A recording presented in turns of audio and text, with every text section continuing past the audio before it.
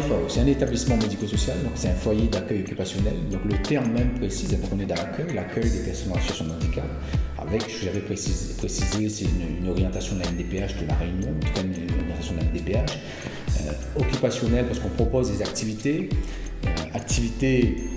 qui sont occupationnelles mais avec une visée éducative. Ce qu'on appelle éducative, c'est quoi? C'est des activités qui doivent permettre aux personnes de s'épanouir et en même temps de développer ce qu'on appelle l'autonomie. L'usager qui arrive chez nous, il y a un temps d'observation, un temps pour voir en termes de difficultés et en termes de centre d'intérêt, en termes de points forts, en termes de ressources de la personne. L'équipe va travailler avec la personne sur un temps d'observation, un temps d'entretien qui va permettre de définir ensemble et de proposer à la personne un projet personnalisé. La personne est informée sur ses droits et ses obligations. En termes d'obligations, ce qui est important, le FAO de Lens n'a que du collectif. Donc c'est un FAO de 20 places, on a des séquentiels, donc on a 25 usagers. Et le fait d'être en collectif, il faut que les gens repèrent qu'il y a des règles et que respectent les règles. Donc en termes de règles, on a un règlement, ce qu'on appelle un règlement de fonctionnement, qui définit les règles de vie en collectivité et comment on peut cohabiter ensemble, malgré à travers le handicap, à travers les particularités de chacun, comment cohabiter ensemble sur un espace-temps qui est assez long, qui est la journée, une journée où on a même en termes de repères, en termes de vie ensemble, le temps d'activité proposé au FAO est supérieur au temps que les personnes restent à leur domicile.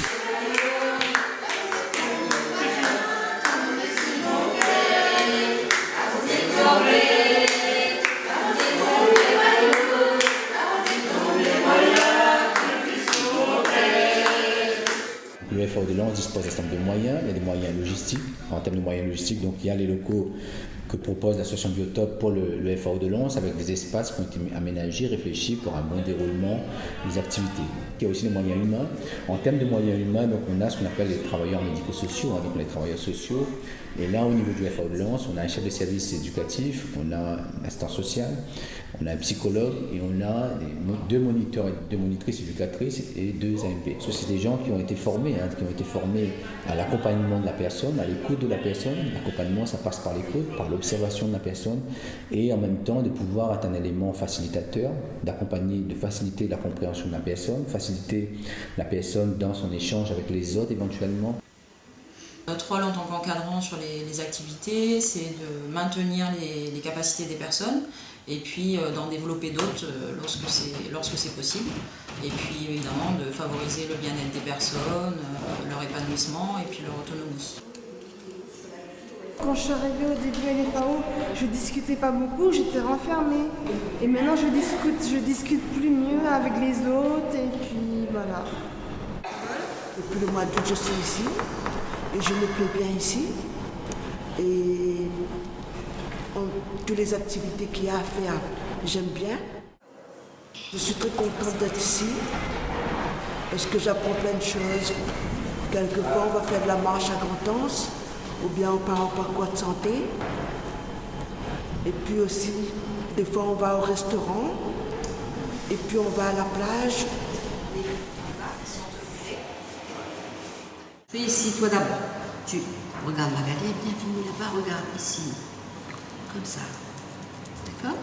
J'accompagne les personnes accueillies ici dans les actes de la vie quotidienne.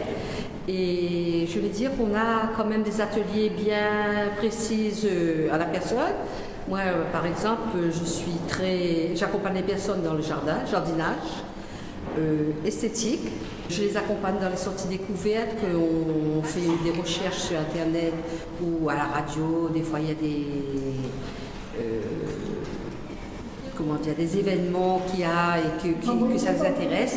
Donc c'est mon rôle d'aller chercher, faire des recherches. Au niveau du FAO de Lens, on appelle activités ou ateliers, les activités qui sont mises en place. L'objectif, c'est de rechercher systématiquement les centres d'intérêt des personnes, donc c'est basé sur les centres d'intérêt et notre objectif de socialisation de l'autonomie. Centre d'intérêt, c'est une attention particulière qui est portée. J'attends à ce que les professionnels ne mettent pas en avant des activités qui sont en lien propre avec leur intérêt personnel, mais des activités que les usagers ont repérées comme centre d'intérêt. Et c'est à partir de ces activités-là qu'on va mettre en place des ateliers.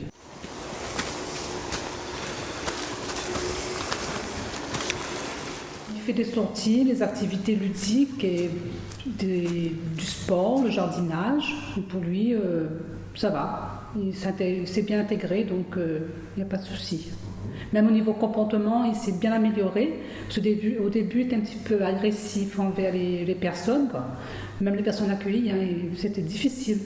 Mais après, on a su adapter ses activités à lui-même, que tous les ans, on fait un plan personnalisé pour savoir vraiment ce qu'il a envie de faire.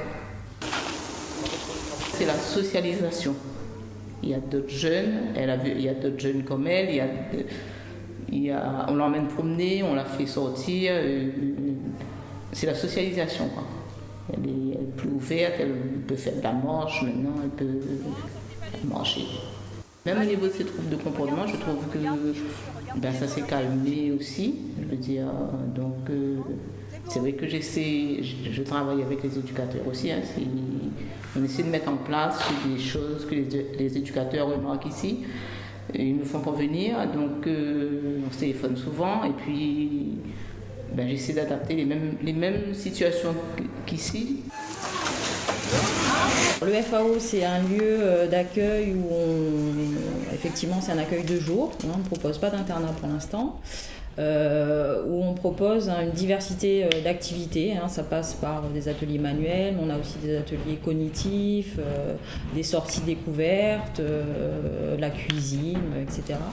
Et c'est vrai que ça apporte aux personnes une ouverture vers l'extérieur qu'ils ne peuvent peut-être pas rencontrer à domicile, par exemple.